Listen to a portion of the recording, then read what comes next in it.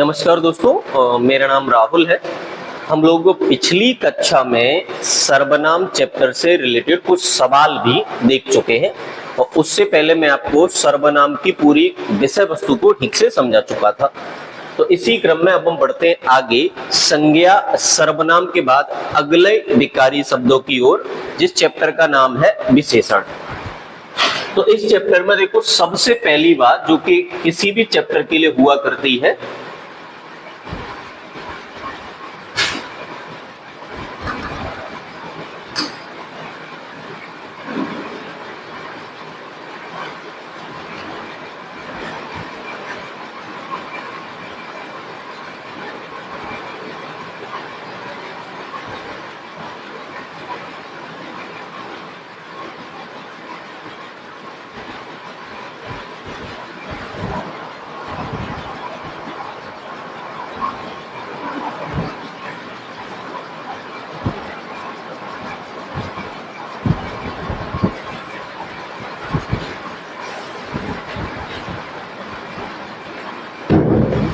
नमस्कार दोस्तों, मेरा नाम राहुल है और हम लोग हिंदी विषय पढ़ रहे हैं, जिसमें मैं आपको पिछली कक्षा में सर्वनाम की विषय वस्तु और सर्वनाम चैप्टर से रिलेटेड कुछ प्रश्न थोड़े से, ताकि उस चैप्टर के थोड़े मर्म को समझाया जा सके, करा चुका हूं। अब इसी क्रम में मैं बढ़ता हूं आगे। अगला चैप्टर है विशेषण। तो विशेषण में सामान्यतः पहली बात आ जाती है कि विशेषण का तात्पर्य क्या है, और ये तात्पर्य समझाएगी हमें विशेषण की परिभाषा। तो क्या लिखा है कि वे शब्द जो संज्ञा एवं सर्वनाम की विशेषता बताते हैं विशेषण कहलाते हैं। अब दो चीजें जो मुझे और आपको समझनी है, उन पर एक बार पुनः गौर कर लेते हैं कि यहाँ पर एक चीज जो हमारी समझ में आनी चाहिए वो है विशेषण की परिभाषा के साथ साथ विशेषण शब्द का तात्पर्य। देखिए, यहाँ पे एक और बात लिखी है कि जिस शब्द की विशेषता बताई जाए उसे विशेष्य कहते हैं। तो सबसे पहले मैंने वही बोला ना, तो दो शब्द समझने का प्रयास करेंगे, एक है विशेषण और एक है विशेष्य। तो जैसे मैं एक कोई उदाहरण ले लूं, मैंने बोला काला वेग। अब देखो, वेग तो हो गया संज्ञा या सर्वनाम, और इसके बारे में हमें बताया गया है कि इसका रंग, प्रकार, प्रकृति, आयु, भेद जो भी बोला जाए इसके बारे में जो कुछ भी बोला जाएगा, जो भी जानकारी इसके बारे में दी जाएगी, उस जानकारी को कहा जाएगा विशेषण। और ये जो शब्द जिसकी बारे में आप ये सारी चीजें बता रहे हैं वो कहलाएगा विशेष्य। तो ये हो गया विशेष्य और ये हो गया विशेषण। बात को मेरी को आराम से समझने का प्रयास करना। तो दो शब्द हैं, एक है विशेषण और एक है विशेष्य। तो विशेषण क्या है? वे शब्द जो संज्ञा अथवा सर्वनाम की विशेषता बताने हेतु तो प्रयुक्त होते हैं, और विशेष्य क्या है? संज्ञा या सर्वनाम शब्द, संज्ञा या सर्वनामिक शब्द जिनकी विशेषता बताने का काम हम लोग करते हैं। तो उम्मीद है आपको विशेषण और विशेष्य वाली कहानी यहाँ से समझ में आई होगी। इस चीज को आगे पढ़ूंगा तो और डिस्क्राइब करता चलूंगा, ठीक है ना। चलिए, अब सामान्यतः विशेषण का जो प्रयोग है वो वाक्यों में दो प्रकार से किया जाता है। एक है उद्देश्य विशेषण या विशेष्य विशेषण, और एक है विधेय विशेषण। तो देखो, जब हम वाक्य के अंगों की बात करेंगे, वाक्य का वर्गीकरण करेंगे, तो किसी भी वाक्य को सामान्यतः दो हिस्सों में बांटा जाता है। एक हिस्सा कहलाता है उद्देश्य और दूसरा हिस्सा कहलाता है विधेय। उद्देश्य यानी सब्जेक्ट और विधेय यानी प्रेडिकेट। इंग्लिश वर्ड इनके लिए है प्रेडिकेट।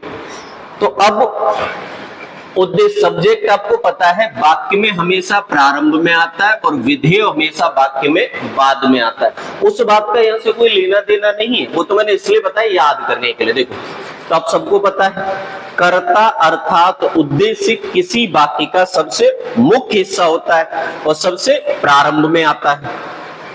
बिल्कुल समझा पा रहा हूं, बढ़िया। और विधेय क्या होता है? कर्ता द्वारा की गई क्रियाओं, कर्म, अन्य का प्रतिफल रूप कहलाता है विधेय। तो विधेय होता है बाद में, याद रखने के लिए, विधेय बाद में, उद्देश्य पहले। तो अगर हम ये समझें कि वाक्य में विशेषण को दो प्रकार से लिखा जाता है, एक कैसे? संज्ञा से पहले और एक संज्ञा के बाद में। संज्ञा से पहले लिखा जाए तो उसे कहते हैं उद्देश्य विशेषण या विशेष्य विशेषण, और संज्ञा के बाद में लिखा जाए तो उसे कहते हैं विधेय विशेषण। संज्ञा से पहले आए तो उद्देश्य विशेषण या विशेष्य विशेषण, संज्ञा के बाद में आए तो कहलाता है विधेय विशेषण। ठीक है, चलिए ये वाली बात आपको समझ में आई होगी। अब समझ लेते हैं इसके उदाहरण। जैसे यहाँ पे देखिए एक वाक्य लिखा हुआ है कि कच्चे फल कमरे में रखे हैं। विशेषण और विशेष्य वाली बात भी यहाँ पे समझते चले, ठीक है। कच्चे फल, फल क्या है? संज्ञा है ना। कैसे हैं फल? कच्चे। फलों के बारे में बताया गया है और यहाँ विशेषता पहले आई है और संज्ञा बाद में आया है। ये क्या हो गया? उद्देश्य विशेषण। जहां संज्ञा के बारे में जानकारी मिले तो वह जानकारी आपको प्रारंभिक स्तर पर मिले, संज्ञा से पहले मिले तो वह कहलाता है उद्देश्य विशेषण। और जब ये बात यहाँ लिखे हुए कि कमरे में रखे हुए फल कच्चे हैं, अब देखो यहाँ ये आया है संज्ञा के बाद। भावार्थ दोनों वाक्यों का समान है, लेकिन प्राकृतिक रूप से प्रकृति जो है वो दोनों वाक्यों की लिखावट में अलग है, भावार्थ की दृष्टि से समान है। तो कच्चे फल कमरे में रखे हुए, देखो फलों से पहले अगर विशेषण आ गया, ये विशेषण, ये विशेष्य है ना। फलों से पहले, विशेष्य से पहले विशेषण हो तो उद्देश्य विशेषण, और विशेष्य के बाद में विशेषण हो तो विधेय विशेषण। बेसिकली विशेष्य समझने के लिए आप कह सकते हो कि संज्ञा या सर्वनाम के शब्द जिनकी विशेषता बताई जा रही हो विशेष्य कहलाते हैं, और वे शब्द जो संज्ञा या सर्वनाम के बारे में कुछ भी बताते हैं वे आपके विशेषण कहलाते हैं। चलिए अगला है कि शब्द की प्रकृति के आधार पर विशेषण के 4 प्रकार होते हैं। तो शब्द की प्रकृति के आधार पर विशेषण के कितने प्रकार? 4। पहला होता है गुणवाचक विशेषण। देखिए तो गुणवाचक विशेषण को प्राप्त करने के लिए, चलिए आगे विस्तार से लिख दूंगा तभी समझ लेंगे। 4 प्रकार होते हैं, एक होता है गुणवाचक, एक संख्यावाचक, एक परिमाणवाचक और एक सार्वनामिक। ठीक है, शब्द गलत लिखा हुआ है, सार्वनामिक, सार्वनामिक। ठीक है, सार्वनामिक विशेषण। गुणवाचक विशेषण जो मनुष्य के गुण, दोष, अच्छाई, बुराई आदि बताता हो। संख्यावाचक जो किसी व्यक्ति, वस्तु यानी संज्ञा या सर्वनाम की संख्या बताता हो।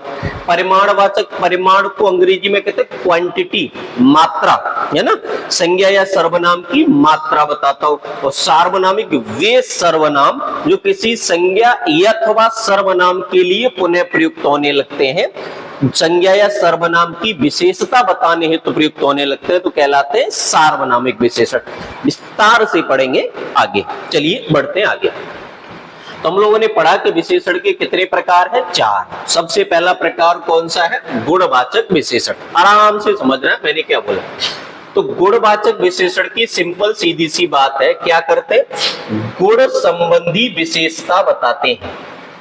गुणवाचक विशेषण हमेशा क्या करते हैं? गुण संबंधी विशेषता बताते हैं। गुण संबंधी विशेषता बताने वाले शब्द ही क्या कहलाते हैं? गुणवाचक विशेषण। तो जब जब आपको इनकी पहचान करनी हो तो संज्ञा के साथ आप संज्ञा से पूछो कि कैसा है, कैसी है या कैसे है। अगर बहुवचन है तो पूछ लीजिए कैसे है। किस प्रकार से प्रश्न करते हैं अभी समझा दूंगा। तो जैसे एक उदाहरण है कि बबूल का पेड़ लंबा है, तो बबूल का पेड़ लंबा है ना। पेड़ कैसा है? लंबा है। पेड़ कैसा है? लंबा है। भाई बबूल का पेड़ कैसा है? लंबा है। तो कैसा है करते ही आपका आंसर आ रहा है लंबा है। कैसा है, इस प्रकार से आपको समझ में आ रहा है कि ये गुणवाचक विशेषण है। और लंबा शब्द जो जवाब में आ रहा है ये हो गया आपका गुणवाचक विशेषण। और बबूल का पेड़ यहाँ पे क्या हो गया, विशेष्य। ये भी मैंने बोला ना, विशेष्य और विशेषण की भी चर्चा करते ही चलेंगे, ठीक है। चलिए, उम्मीद है गुणवाचक विशेषण समझ में आ गया। और एक आध उदाहरण सुन लीजिए, ठीक है ना, कि भगवान राम बहुत अच्छे व्यक्तित्व वाले पुरुष थे। तो भगवान राम कैसे व्यक्तित्व वाले पुरुष थे, अच्छे व्यक्तित्व वाले। तो अच्छे शब्द क्या हो गया यहाँ पे, गुणवाचक विशेषण। बिल्कुल सही बात, समझ में आ रहा है कि नहीं। चलिए बढ़िया, आगे बढ़ते हैं अगले हिस्से की ओर। अब गुणवाचक विशेषणों को ही जब तुलनात्मक दृष्टि से देखा जाए तो इनको 3 भागों में बांटा जाता है। अंग्रेजी में कहते हैं डिग्री ऑफ कंपैरिजन। तो डिग्री ऑफ कंपैरिजन के कितने भाग, कितने प्रकार है, 3। कौन कौन सी, पॉजिटिव डिग्री, ठीक है, कंपैरेटिव डिग्री और सुपरलेटिव डिग्री। तो यहाँ पे क्या है, मूलावस्था अंग्रेजी में पॉजिटिव डिग्री, उत्तरावस्था अंग्रेजी में कंपैरेटिव डिग्री और उत्तमावस्था अंग्रेजी में सुपरलेटिव डिग्री। मूलावस्था क्या होता है कि किसी भी विशेषण का मूल स्वरूप जो हमें मूलतः दुनिया से मिला था, प्रारंभिक स्तर में मिला था, वो है मूल स्वरूप, मूलावस्था। आमतौर पर मूलावस्था के पीछे तर शब्द लग जाता है। उच्च से उच्चतर बन गया, गुरु से गुरुत्तर बन गया, गुरु से गुरुतर बन गया, दृढ़ से दृढ़तर बन गया, मधुर से मधुरतर बन गया। तो जब जब पेपर में आए किसी भी विशेषण की मूलावस्था पहचानने के लिए तो सामान्य शब्दों को चुनना है, और अगर आए उत्तरावस्था पहचानने के लिए तो अंत में तर शब्द को देख लेना है, ठीक है। आगे हालांकि देखो याद ये भी रखना है कि उत्तरावस्था हमेशा क्या दर्शाती है, तुलना। उत्तरावस्था हमेशा क्या दर्शाती है, तुलना। जब दो वस्तुओं की तुलना होने लगे तो वहां भी हमेशा उत्तरावस्था का ही प्रयोग होता है। अभी मैं इस बात को अलग से डिस्कस कर दूंगा। अब आ जाते हैं उत्तमावस्था पे। उत्तमावस्था की पहचान क्या है, तम लगा मिलेगा। देखो सब जगह तम लगा मिलेगा, आराम से समझना। तो देखो मूलावस्था क्या है, उच्च, उच्च से बना उच्चतर, उच्चतर से बना उच्चतम। तो तर मिले, समझ में आ रहा है। उत्तर मिले तो क्या करना है, बिल्कुल सिंपल, उत्तरावस्था। उत्तम मिले तो उत्तमावस्था। गुरु से गुरुतर, गुरुतर से गुरुत्तम, दृढ़ से दृढ़तर, दृढ़तर से दृढ़तम, मधुर से मधुरतर, मधुरतर से मधुरतम।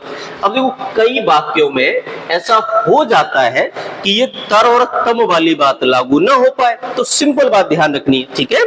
ये देखो, ये सबसे उत्तम अवस्था है, मतलब महेश अपनी क्लास में सबसे होशियार छात्र है।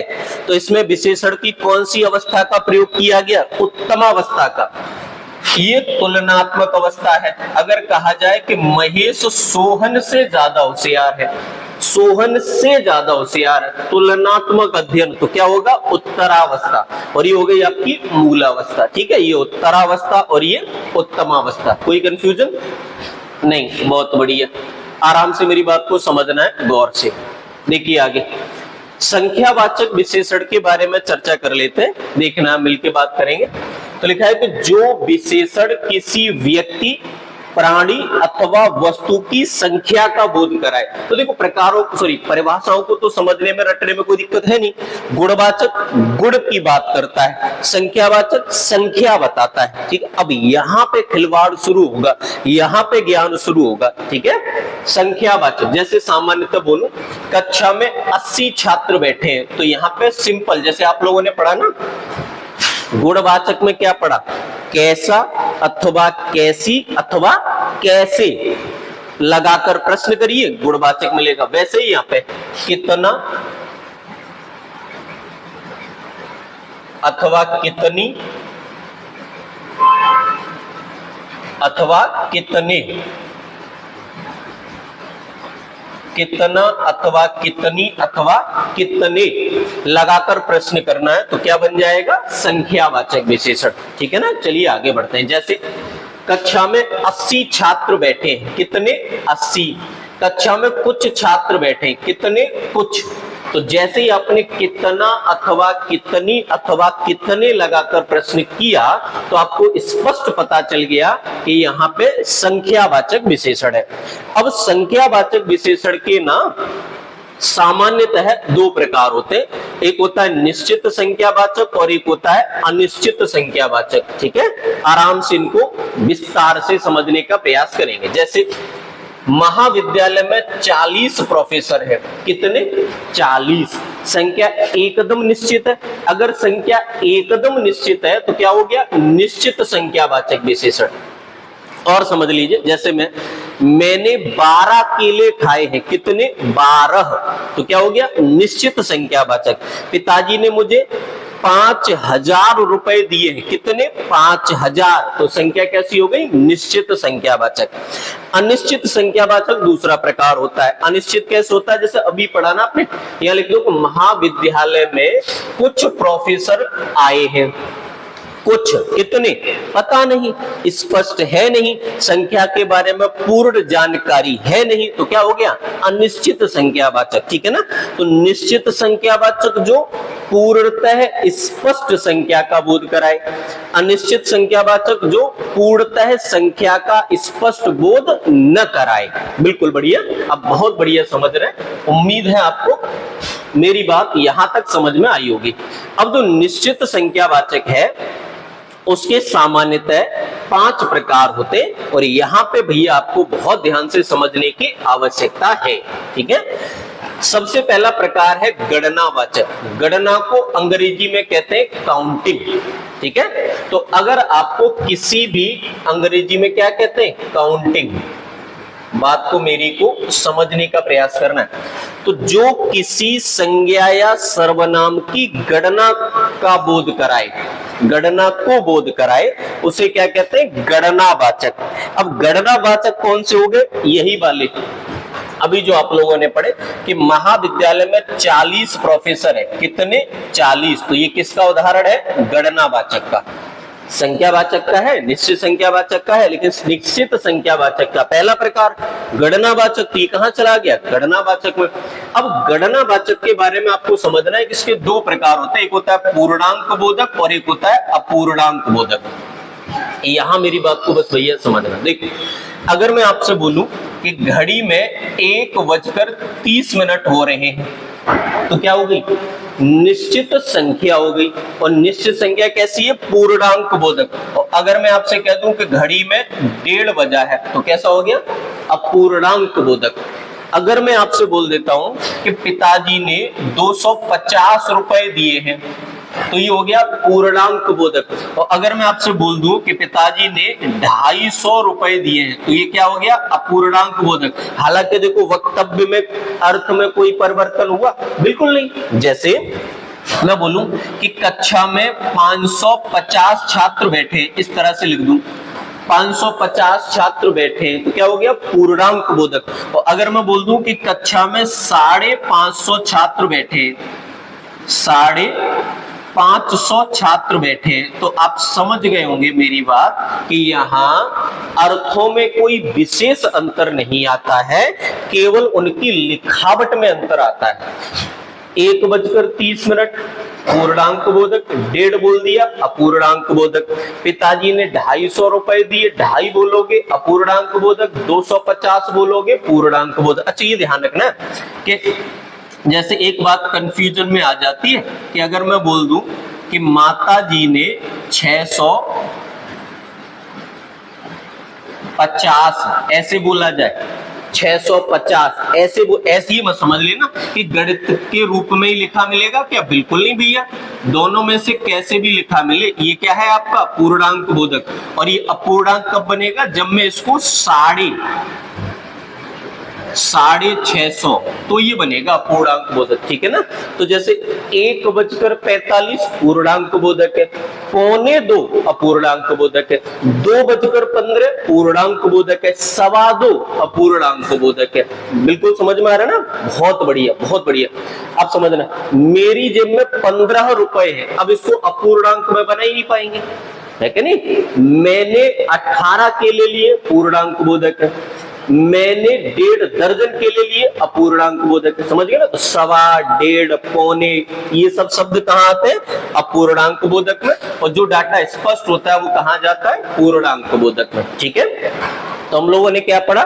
संख्यावाचक के 2 प्रकार, निश्चित और अनिश्चित। निश्चित जो पूर्ण जानकारी दे दे, अनिश्चित जो जानकारी संख्या के बारे में पूर्णतः दे ना पाए। निश्चित संख्यावाचक के 5 प्रकार होते हैं। पहला गणनावाचक।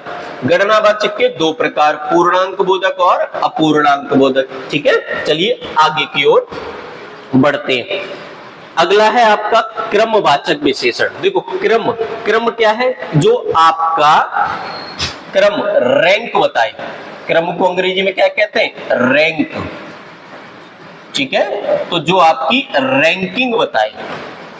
ठीक है, कैसे पहचानोगे? ये पहला, दूसरा, राम कक्षा में पहला विद्यार्थी है, तो ये सब पहला, दूसरा, तीसरा, चौथा, पांचवा, छठा, ये सब क्या है? क्रमांक है। ठीक है, तो जो आपके क्रमांक का बोध कराए वो कहलाता है क्रमवाचक विशेषण। मेरी बात समझ में आ रही? बहुत बढ़िया।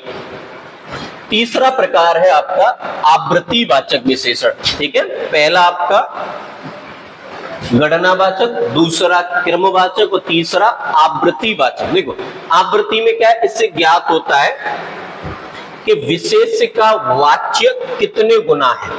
ठीक है, गुना पता चलेगा। जैसे आज कक्षा में दुगुने छात्र आए हैं, दुगुने, तिगुने, 4 गुने, 5 गुने, 6 गुने, ये सब क्या है? गुना पता चलेगा। गुना शब्द लगा मिलेगा आपको, तो दुगुना, तिगुना, 4 गुना, 5 गुना, इस तरह के शब्द पढ़ने को मिले तो समझ जाना वहां पे क्या है? आवृत्तिवाचक विशेषण है। मैं समझा पा रहा हूं आपको? बहुत बढ़िया। हमने क्या पढ़ा? संख्यावाचक, संख्या का बोध कराएगा। कितने प्रकार? 2 प्रकार, निश्चित और अनिश्चित। निश्चित जो संख्या का निश्चित बोध करा दे, अनिश्चित जो संख्या का निश्चित बोध न कराए। निश्चित संख्यावाचक के 5 प्रकार। पहला गणनावाचक। गणनावाचक के 2 प्रकार, पूर्णांक, अपूर्णांक। पूर्णांक जो पूर्ण संख्या का बोध कराए, अपूर्णांक जो अपूर्ण संख्या का बोध कराए। ठीक है, पौने, सवा, 1.5, ये सब अपूर्णांक है। फिर आया क्रमवाचक, जो क्रम का बोध कराए, पहला, दूसरा, तीसरा, इस तरह के शब्द हम सब क्रमवाचक में जाएंगे। आवृत्तिवाचक की पहचान गुना, दुगुना, तिगुना, 4 गुना, 5 गुना, 6 गुना, ये सब क्या है? आवृत्तिवाचक है। बहुत बढ़िया, यहां तक आपको समझ में आ गया हो तो बहुत बहुत धन्यवाद आपको। आगे बात करते हैं। और देखो जहां भी मैंने क्या बोला है, जहां भी समझने में दिक्कत है वहां आप मुझे कमेंट करके भी बता सकते हैं। आप कमेंट करके बताएंगे कि सर यहां यहां दिक्कत आ रही है, तो मैं उसको दोबारा से डिफाइन कर लूंगा। ठीक है ना? चलिए आगे। अगला जो प्रकार है, 3 हम लोगों ने पढ़ लिए। चौथा प्रकार है समुदाय या समुच्चयवाचक। देखो समुदाय या समुच्चयवाचक, अब देखो आराम से समझना। तो समुदाय या समुच्चयवाचक क्या करेगा? किसी पूर्णांक बोधक संख्या के समुदाय का बोध होता है। किसी पूर्णांक बोधक संख्या के समुदाय का बोध होता है, उसे कहते हैं समुदायवाचक या समुच्चयवाचक। कैसे समुदाय? देखो चारों कुत्ते, दोनों लड़के, चारों कुत्ते भौंक रहे हैं तो चारों कुत्ते शब्द, दोनों लड़के खड़े हो जाओ तो दोनों लड़के शब्द। लेकिन एक चीज ध्यान रखनी है, देखो बहुत जरूरी है, मैं आगे डिस्कस करूंगा, अभी चाहो तभी करवा लो। कि मैं बोलूं कि 20 घर जल रहे हैं, अब देखो समझना, 20 घरों में आग लग गई तो निश्चित संख्यावाचक है, और वहां 20 घर जल गए तो वो अनिश्चित संख्यावाचक है। ठीक है ना? जैसे मैं बोलूं कि कितने लोग जाएंगे, कि 5-6 लोग जाएंगे, है ना? बोला जाए कि 5-6 लोग जाएंगे। ये किसका उदाहरण है? अनिश्चित संख्यावाचक का, क्योंकि निश्चित संख्यावाचक में कंफर्म करना पड़ेगा 5 लोग जाएंगे या 6। ठीक है ना? पिताजी द्वारा आपसे पूछा जाए बताओ बारात में कितने लोग जाएंगे, कि हो जाएंगे लगभग 250। तो लगभग 250 क्या हो गया? अनिश्चित संख्यावाचक का उदाहरण हुआ। और यहाँ स्पष्ट हो कि 250 लोग जाएंगे, तो क्या हो जाएगा? 250 लोग जाएंगे, क्या हो जाएगा? निश्चित संख्यावाचक। तो लगभग शब्द लगाने से इन वर्गीकरण में आएगा ही नहीं, क्योंकि वो अनिश्चित संख्यावाचक के अंतर्गत चला जाएगा। इन वर्गीकरण में वही आएंगे जो निश्चित संख्यावाचक के अंतर्गत पढ़े जा सकते हैं। बिल्कुल सही, बहुत बढ़िया, समझ में आया ना? बहुत बढ़िया। चलिए आगे की बात पर आते हैं। अगला है आपका प्रत्येक वाचक, आराम से मेरी बात को समझना है। अगला है आपका प्रत्येक वाचक या विभाग वाचक। देखो प्रत्येक वाचक या विभाग वाचक में क्या होगा कि वे विशेषण जो किसी संज्ञा अथवा सर्वनाम की संख्या के भिन्न भिन्न होने अर्थात एक एक होने का बोध कराते हैं। ऐसे विशेषण जो किसी संख्या के एक एक होने का बोध कराते हैं। जैसे प्रत्येक छात्र 5-5 रुपए जमा करेगा, प्रत्येक एक एक है ना 5-5 रुपए जमा करेगा, तो क्या हो गया प्रत्येक वाचक। देखो क्या है प्रत्येक वाचक, प्रत्येक जैसे एक एक छात्र को 2-2 लड्डू मिलेंगे, मतलब प्रत्येक छात्र को 2-2 लड्डू मिलेंगे। तो सिंपल बात समझनी है, आराम से समझना, मैं विस्तार से दोबारा भी डिस्कस कर दूंगा। तो प्रत्येक वाचक क्या हो गया कि जहां प्रत्येक के बारे में बोला जाए, एक एक अर्थात प्रत्येक, जहां प्रत्येक से संबंधित बात मिले वो प्रत्येक वाचक या विभाग वाचक। ठीक है, आगे अनिश्चित संख्या वाचक। तो देखो अनिश्चित संख्या वाचक के ढेरों उदाहरण यहाँ लिखा हुआ है। सभी छात्र अपनी पुस्तक खोलो, सभी छात्र अपनी पुस्तक खोलो। तो सभी छात्र अपनी पुस्तक खोलने वाली बात आ जाएगी, तो सभी, सभी में कितने आ गए हमें नहीं पता, और हमें नहीं पता तो वही वाली बात आ गई कि जब हमें नहीं पता संख्या के बारे में तो क्या हो गया अनिश्चित। और मैंने बोला ना आपने कि कुछ छात्र मेला गए तो भी अनिश्चित, लगभग 5-6 छात्र मेला गए तो भी अनिश्चित, 20 छात्रों ने परीक्षा नहीं दी तो भी अनिश्चित, है ना। जहां संख्या का निश्चित बोध न हो पाए वहां होता है अनिश्चित संख्यावाचक। ठीक है, चलिए अगला है परिमाणवाचक विशेषण। परिमाण यानी अंग्रेजी शब्द क्वांटिटी, जहां मात्रा बताई जाए वहां परिमाणवाचक, जहां संख्या बताई जाए वहां संख्यावाचक। ठीक है, तो मापतौल या मात्रा संबंधी विशेषता बताने वाले शब्द कहलाते हैं क्या परिमाणवाचक विशेषण। ठीक है, जैसे बोला गया है कि 5 किलो आटा दे दीजिए, कितना 5 किलो, 5 रुपए दे दीजिए तो संख्यावाचक है, 5 किलो दे दिए तौलना ही तो पड़ेगा, और नाप तौल की बात आ जाए तो परिमाणवाचक, और काउंटिंग की बात आ जाए तो संख्यावाचक। समझ रहे हैं ना, बहुत बढ़िया। 5 किलो आटा दे दिए, जैसे 4 लीटर दूध ले आओ, कितना 4 लीटर। तो जहां क्वांटिटी की बात हो, जहां मात्रा की बात हो वहां परिमाणवाचक, और जहां संख्या की बात हो वहां संख्या। अब कुछ चीजें दोनों में काम आती हैं, जैसे मैं बोलूं 1 दर्जन केले दे दो तो क्या हुआ, तो 1 दर्जन बोलूंगा तो संख्यावाचक। कौन सा संख्यावाचक, निश्चित संख्यावाचक। कौन सा निश्चित संख्यावाचक, गणनावाचक। कौन सा गणनावाचक, पूर्णांक बोधक। और वही बोलूं 1 किलो केले दे दो तो परिमाणवाचक हो जाएगा। ठीक है ना, बढ़िया। अब देखो परिमाणवाचक के भी संख्यावाचक की तरह 2 प्रकार होते हैं, एक निश्चित और एक अनिश्चित। निश्चित में क्या है, बिल्कुल सामान्य बातें हैं। निश्चित में क्या है कि बिल्कुल सामान्य बातें हैं, जैसे सीधा सीधा 1 गिलास, क्लियर हो जाएगा। 1 गिलास पानी ले आओ, निश्चित हो गया। थोड़ा पानी ले आओ, अनिश्चित हो गया, है ना। चुटकी भर मसाला दे दो, अनिश्चित हो गया। चुटकी भर का क्या मतलब है, कुछ नहीं। 1 कटोरी चीनी दे दो, निश्चित हो गया।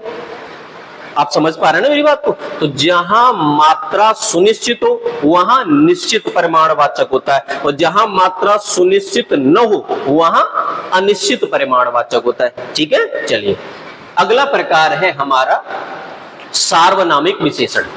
अब सार्वनामिक विशेषण में क्या होता है, आराम से समझने का प्रयास करेंगे। क्या पढ़ा था हमने कि जब विशेषण सर्वनाम से निर्मित हो तो कहलाएगा सार्वनामिक विशेषण। सर्वनाम ही विशेषण बन जाए। कैसे बनते हैं, देखो यहां समझो, लिखा है वह गाय सुंदर है। गाय शब्द क्या है, संज्ञा। ये वह शब्द किसके लिए प्रयुक्त हुआ है, संज्ञा के लिए। तो संज्ञा के लिए प्रयुक्त शब्द या सर्वनाम के लिए प्रयुक्त शब्द क्या कहलाते हैं, विशेषण। अतः ये शब्द क्या बन गया, सार्वनामिक विशेषण। अब बताओ वह शब्द अगर सार्वनामिक विशेषण है तो क्या सर्वनाम नहीं है, सर्वनाम भी है ना। यहाँ ये सर्वनाम भी है और सार्वनामिक विशेषण भी है।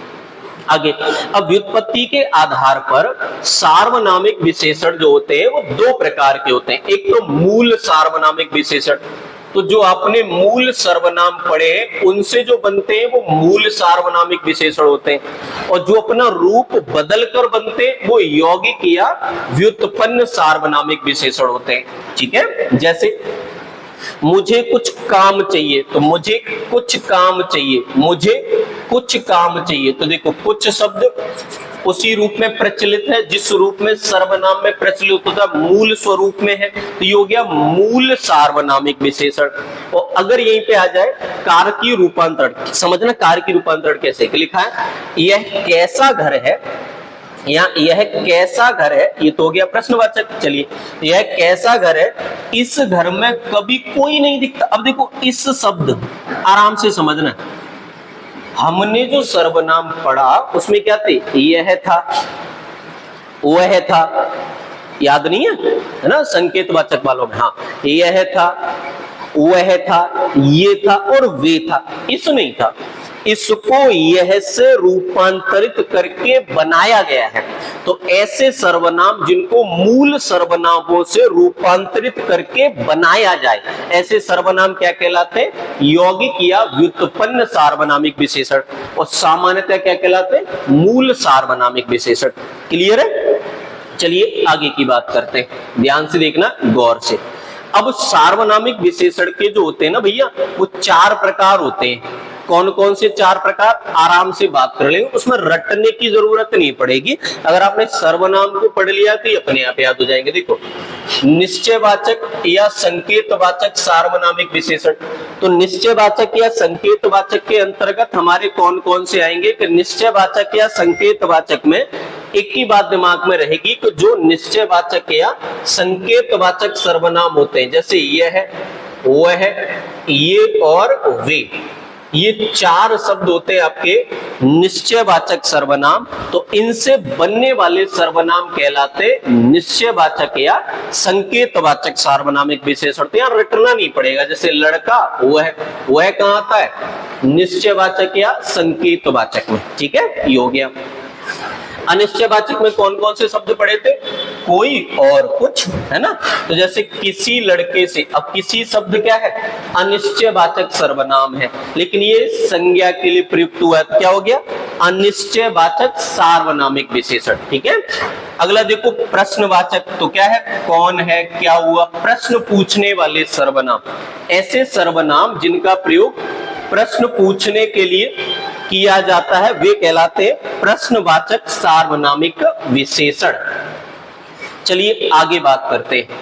तो हम लोगों को ये जो सेगमेंट है आखिरी वाला, जिसको मैं अभी पढ़ाने का प्रयास कर रहा हूं, इसको रटना नहीं है, इसको बस एक बार समझ लीजिए। चलिए, तो यहां तक आपको समझ में आ गया होगा। अब आगे बात करते हैं। अगला है संबंधवाचक सार्वनामिक विशेषण। देखो, संबंधवाचक कौन से, संबंधवाचक सर्वनामों से जो बनते हैं, और संबंधवाचक सर्वनाम कौन से थे, जो वाक्यों को जोड़ने का कार्य करते थे। इनको विस्तार से समझना है तो सर्वनाम वाली वीडियो एक बार देख लीजिए। बार बार डिस्कस कर रहा हूं, फालतू में वीडियो लंबी हो जाती है। ठीक है, तो वहां से आप देख सकते हैं। चलिए आगे बढ़ते हैं। आखिरी सेगमेंट है प्रविशेषण। देखो, वह शब्द जो विशेषण की विशेषता बताते हैं क्या कहलाते हैं, प्रविशेषण। जैसे यहाँ पे वह काली गाय, गाय कैसी, काली, गुणवाचक हो गया, और यहां से पहले ये सार्वनामिक विशेषण हो गया। तो जब कोई सर्वनाम संज्ञा के लिए प्रयुक्त हो तो वह कहलाएगा सार्वनामिक विशेषण, लेकिन जब विशेषण के लिए प्रयुक्त हो तो प्रविशेषण कहलाएगा। जैसे एक और उदाहरण देख लेते हैं कि गाय बहुत सुंदर है, गाय बहुत सुंदर है। अब देखो, ठीक है, गाय कैसी है, सुंदर, गुणवाचक विशेषण हो गया। अब इसके आगे एक और शब्द लगा हुआ है, तो ऐसे शब्द जो सर्वनामों संज्ञा या सर्वनाम की विशेषता बताने वाले शब्दों की विशेषता बताए, उन्हें क्या कहते हैं, प्रविशेषण। अंग्रेजी में इनको क्या कहते हैं, डिटरमाइनर। वे शब्द जो संज्ञा या सर्वनाम की विशेषता बताते हैं वो कहलाते हैं प्रविशेषण। क्लियर हुआ? कोई कंफ्यूजन नहीं, बढ़िया। तो यहाँ तक आप इस चैप्टर को पढ़ लीजिए। चैप्टर आपका हो गया है कंप्लीट, छोटा सा चैप्टर है। अगली सीरीज में लेके आऊंगा इस पर आधारित कुछ सवालों को, तो वहां से इस चैप्टर में और बातें कर लेंगे सवालों के जरिए, ठीक है। बाकी आपका अगर कोई भी समस्या है तो मुझे कमेंट करके बता सकते हैं, ठीक है। तो मन लगाकर पढ़िए, खुश रहिए, ख्याल रखिए। मिलते हैं हम इससे अगली कक्षा में। तब तक आप इस वीडियो को 2-3 बार तो देख ही लीजिए, ठीक है। धन्यवाद।